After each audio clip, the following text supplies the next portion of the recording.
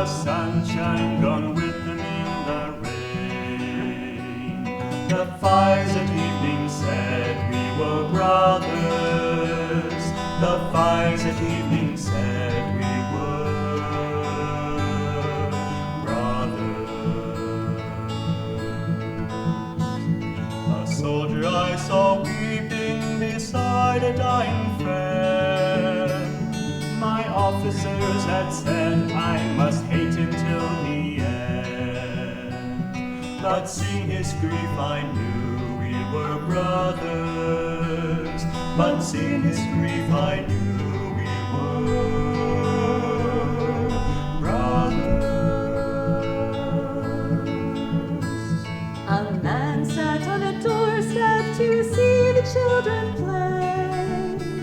And the gentle way he smiled there would charm your fears away.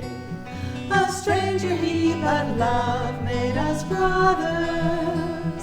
A stranger he, but love made us brothers. One day I climbed a mountain with friends of other lands. The words we used were different, but joy would understand. Our gladness in God's world made us brothers. Our gladness in God's world made us brothers. The words and customs vary like waves upon the sea. One life beneath the surface finds everyone to me. Who knows the truth knows all men as brothers. Who knows the truth knows all men as brothers. Then brothers, why endeavor to set ourselves apart? The fences we've been building squeeze tight upon our hearts. Come sing the truth that all men are brothers. Come sing the truth that all men are brothers.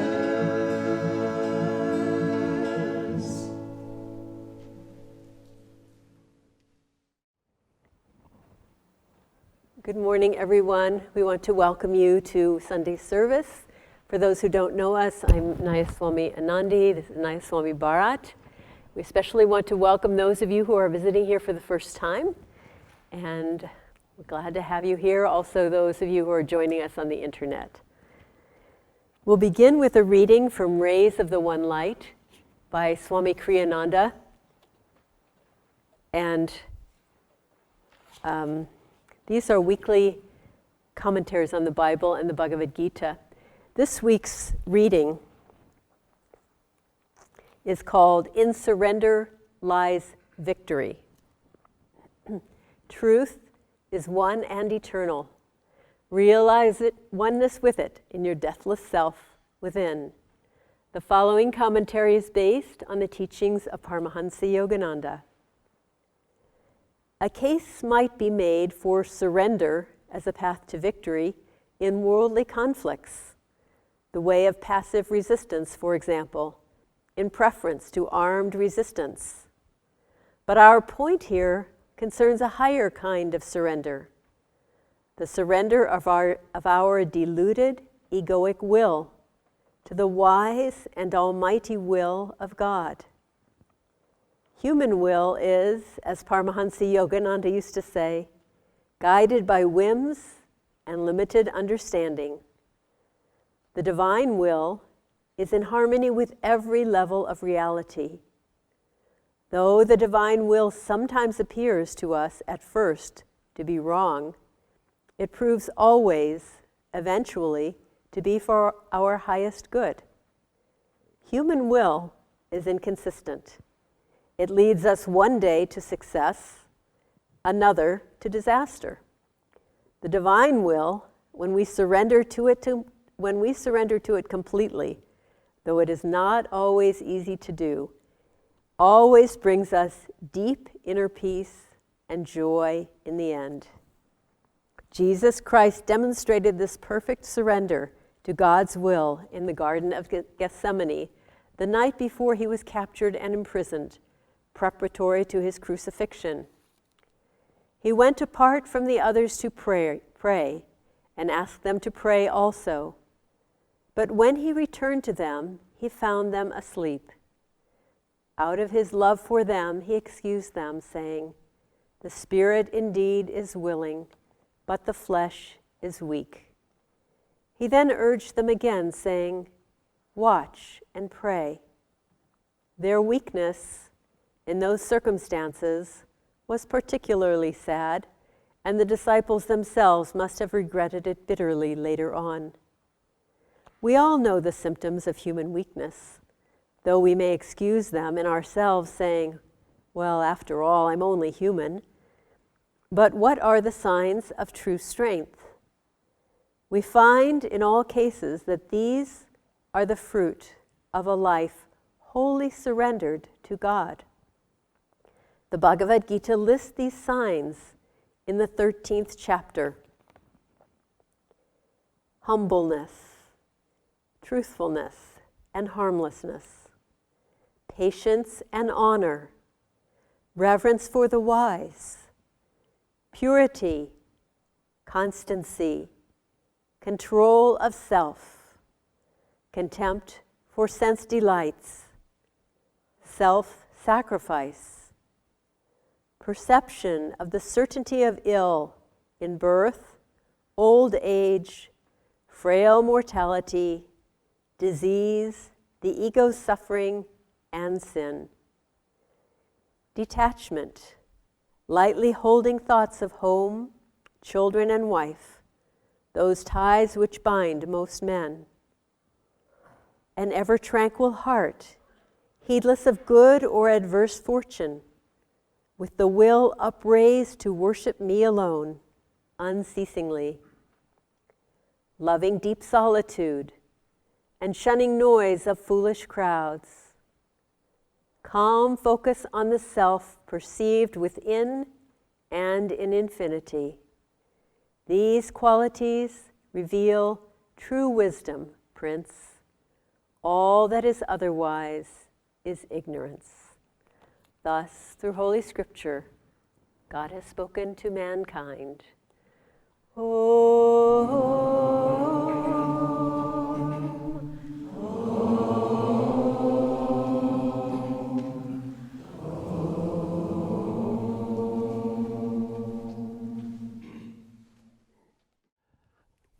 I'd like to read from Whispers from Eternity, mystical poems by Paramahansa Yogananda. Spiritualize all our thoughts and ambitions. O infinite alchemist, spiritualize our weaknesses into strength, and our wrong thoughts into right thoughts. Grow thou a flower of divine understanding from every seed of activity. With a magic wand of foresight given by thee, teach us to transmute the ugly imps of selfish ambition into fairies of all-serving noble aspirations. Train, Lord, each stallion of desire to become a champion racing for thine abode. Transform our base ignorance into the gold of wisdom, that it become a liquid stream, a spiritual gold, rushing steadily to thy shore.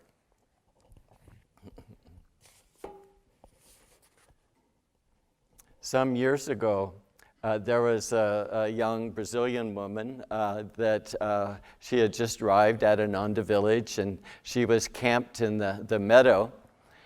And in the middle of the night, Master appeared to her in her tent.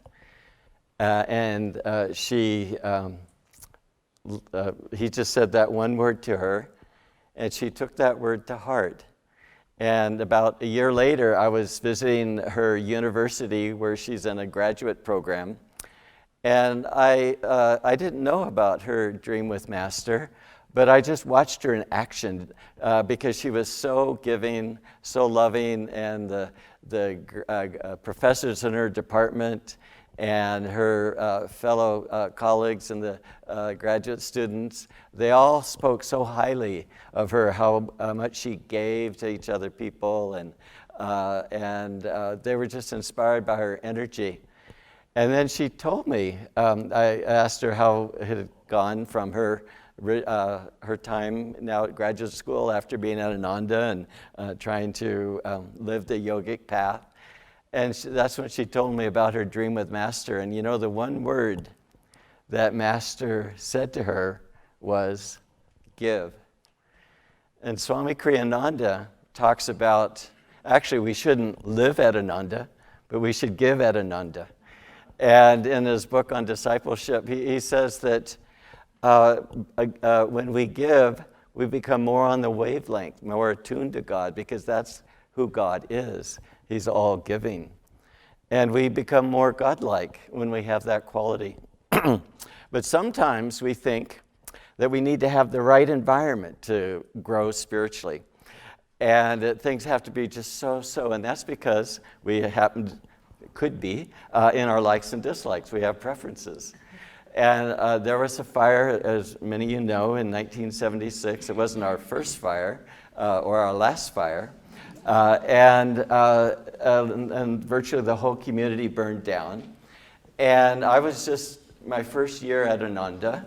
And a lot of us went to the rice fields. I had grown up just about an hour away from that region. And we went to earn money, pay our membership, and give money to the community. And so we went down there, and my job started a little bit first. There were some people in the room.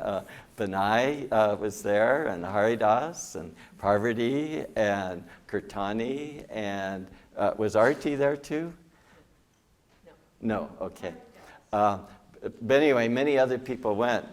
And my first day, my job started early, and I grew up in the area. And in high school, we would do harvest jobs, and we called it summertime blues, because all of a sudden, your life wasn't your own anymore. You would work 12, 14 hours a day, and that's all you would do. And, you know, from being a free high school student, that was an intense regime. Well, my first day at the rice dryer was 18 hours. And Swami at that time was giving Sunday service. He'd been away, so we hadn't seen much of him. And then Swami started meditating with the monks and in the afternoon, doing energization with them and having meditation. And he had never done that before. And I was new to the monastery, and I was thinking, oh my gosh, I'm missing out. And he's doing all this thing, and I'm stuck in this job. And my first day on the job, there were so many buttons. I was running the flow of the rice through the dryers. It was a really big complex, and we were getting everything ready for the season. And I pushed a button, and I realized that's the wrong one. That one goes out to the spout. It wasn't to the bin inside. And so I ran out the building, and there was this farmer who had one of the largest rice ranches in the region, and the owner of the rice dryer, they're standing underneath the spout. And it hadn't been used in a long time. There was a lot of dust, and it just got covered up with dust. So anyway, there was amusing aspects to the job. But back to me feeling sorry for myself. It was a dumpy apartment, and no one else had been there yet, and I was sort of beruing my fate. And then I sort of assessed how I was feeling, and I was feeling so blissful, like I was floating on air. Not literally, but there was just a feeling of exhilaration. And I realized that I was included too. And I learned a very, very important lesson, that the situation doesn't have to be right. We think God should organize our life in this way, and if he did, oh boy, we would really be able to really make hay and progress. No, it's that how much are we giving? That's what makes us in tune with Swami's energy, Swami Kriyananda's energy, all our master's energy. And that's the key. I mean, Ananda isn't a place, it's a consciousness. And that's what we tune into. Jyotish was talking about the whole spiritual path really comes down to aligning our self-will with the will of God as expressed through the Guru. And I think it was 1979, I think Anandi said that was the year. Swami would teach Spiritual New Week, and he virtually did everything. And as part of Spiritual New Week at the village, there was prepared by community members this multimedia presentation on an aspect of Ananda. Well, Swami was very busy that week teaching classes, but he had a chance to look at the presentation, and he realized that it needed to be greatly improved. And so Anandi and Swami and Asha, they all went to town where there was good electricity, and they started to prepare this program. And Swami rewrote the script and chose new slides and maybe some new music. And as Swami started to see how big the job was, because it actually took those members 2 months to get the presentation ready, and they had only that night, and Swami had to teach the morning class the next day. It was very interesting for Anandi to watch Swami Kriyananda's energy, because all of a sudden he just realizing how big the job was, he just upped his level of energy without any tension whatsoever. And then they all worked on the project. And then eventually, late in the night, Swami left in order to get some sleep and be able to meditate before the class. And Anandi, who has many, many talents, but typing isn't one of them, in terms of, she could type and without mistakes, but she's not a fast typist, let's say that. But she found herself she had to type up the manuscript, and she was just flying. And she was, I don't know if it was 2 or 2.78 times as fast as she could type, but she was just really going fast. She was amazed, but she knew that it wasn't her, it was God flowing through her. And they spent the whole night working on the presentation, and then came to the morning class without, coming to their home. And everybody said afterwards, "Oh, poor girls, you didn't get any sleep at all last night." And Swami said, "Don't say that. It was their honor and their blessing to serve." And they just felt this exhilaration of energy. And when do we feel that exhilaration of energy? When there's no thought of self, isn't there? When we just get into the flow of just giving to other people. I was thinking that the best way to turn our will into God's will is through love. Because a grateful heart just wants to give. It's the nature of bliss, to share. And so devotion and, attunement, God contact with God through meditation is really, really important. But there are ways we have to work on it. As one great saint said, the spiritual path combines 2 things: embracing the large self and denying the small self. And that's where giving up our self-will is so important.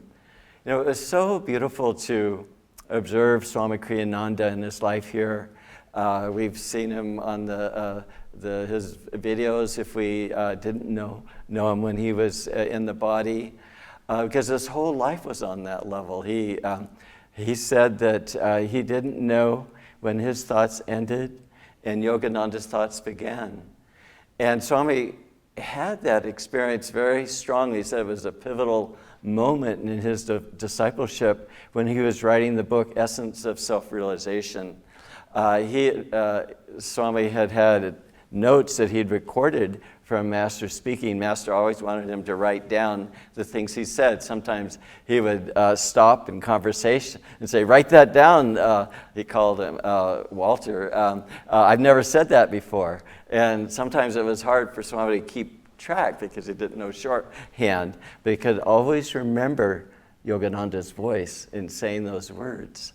Well, when it came time to put these notes into a book, Swami knew that there was a lot of, he had to probably write a lot of commentary or fill in a lot of concepts in order to have a flow among the words that Master had written.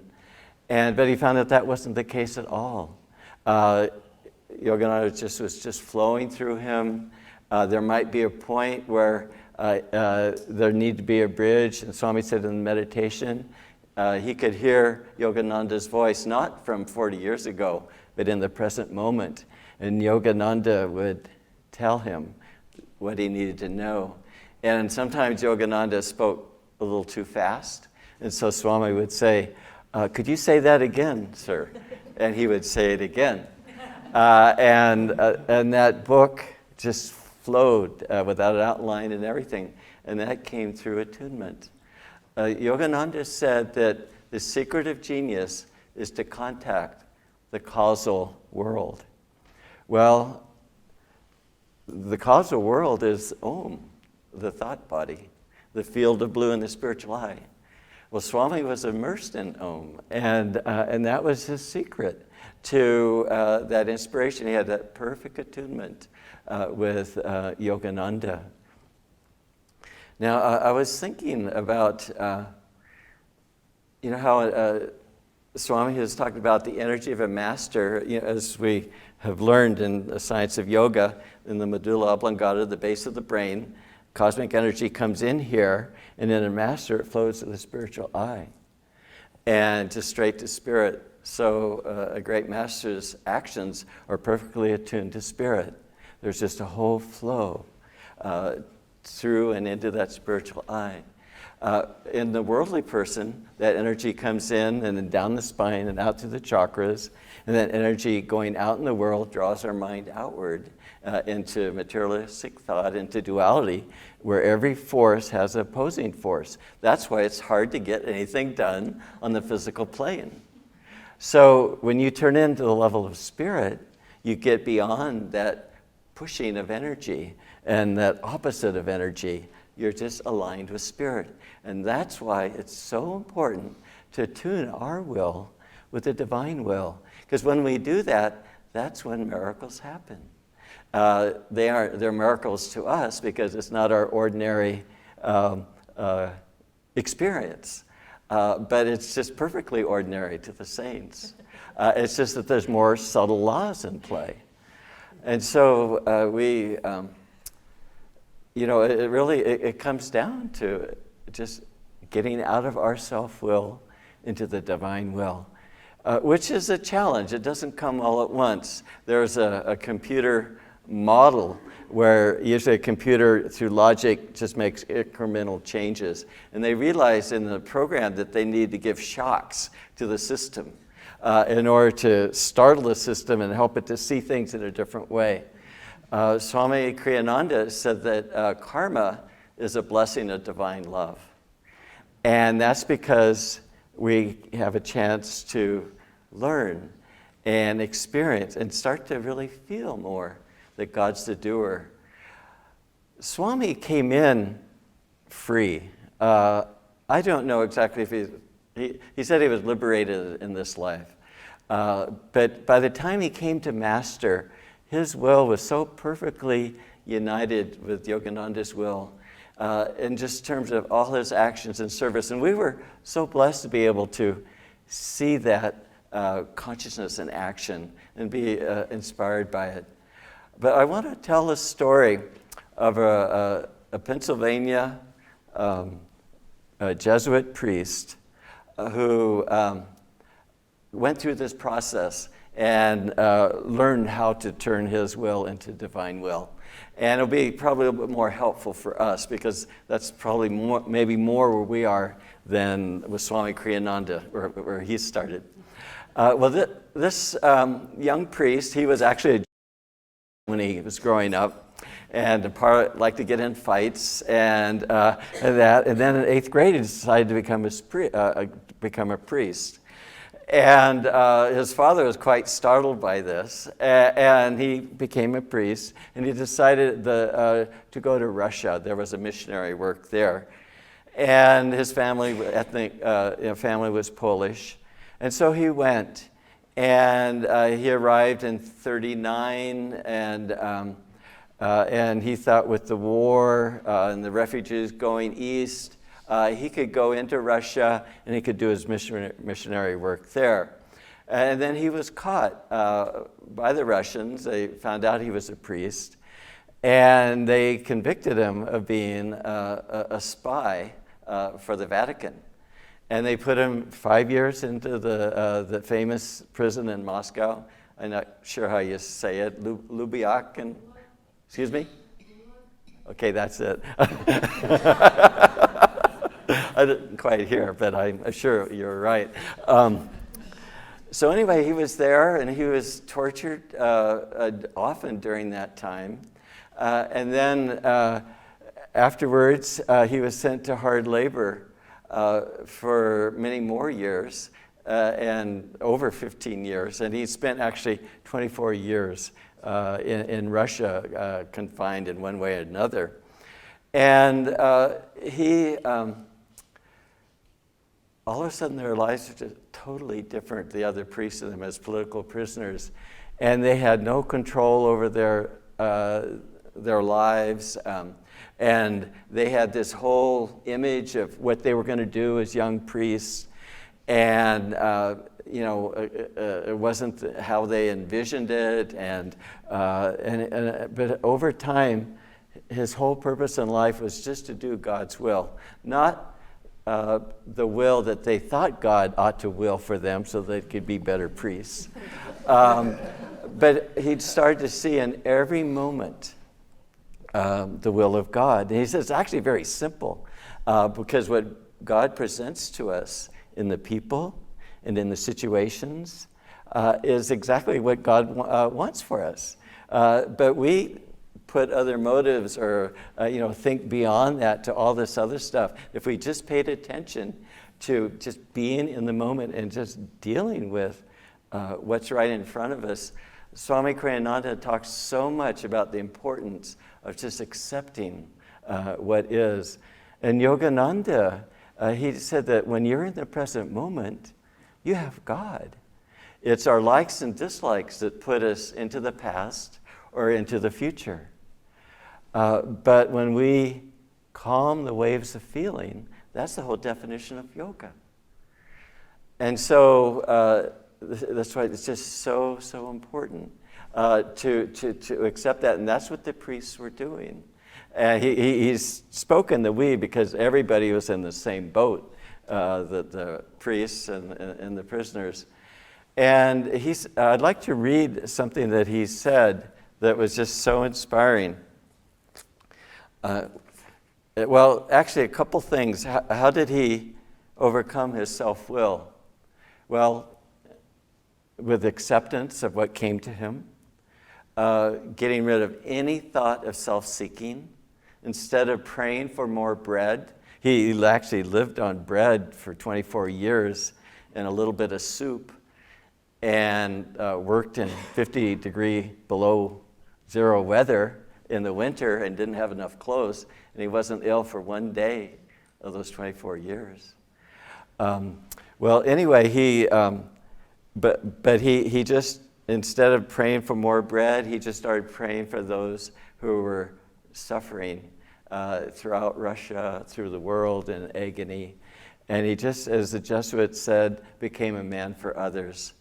And he took all sense of self out of the picture. He said anytime we got into any problem at all, it was because we had a sense of self in the situation. But once we removed it, then there wasn't a problem. And he wrote these words. He said, by renouncing finally and completely all control of my life and future destiny, I was relieved of all responsibility. I was freed thereby from anxiety and worry, from every tension, and could float serenely upon the tide of God's sustaining providence in perfect peace of soul. we think, well, it's a really, he expressed it very, very beautifully, but he also lived it very beautifully. During this time that he wrote these words, he was being courted by the interrogator to go to Russia, back to the Vatican, and be a liaison with the communists and the Vatican. And they were torturing him all the time, and he was in solitary confinement, but he was just totally even about the possibility of escaping the prison and going to Rome. He just felt like whatever God wants, we'll do. And but then it came to be where they wanted him to be a communist spy in the Vatican, and he couldn't go along with that. And so he said no, he wouldn't sign the agreement. And that's when the interrogator said that we're going to execute you now if you don't sign this. And so he called the guards, and the guards surrounded him, and they were taking him down the hallway. And he didn't really know if he was going to his execution or not. But he said he was perfectly at peace and just had absolute trust in God that whatever happened would be for his design and through his providence. And he felt each of the guards around him as ministers for God's grace. They were like almost angels just walking with him. And then later he found out it wasn't his time to go before the firing squad. And then they had sent him to hard labor for, probably 19 years and that. But he just had that perfect freedom. And that's what happens.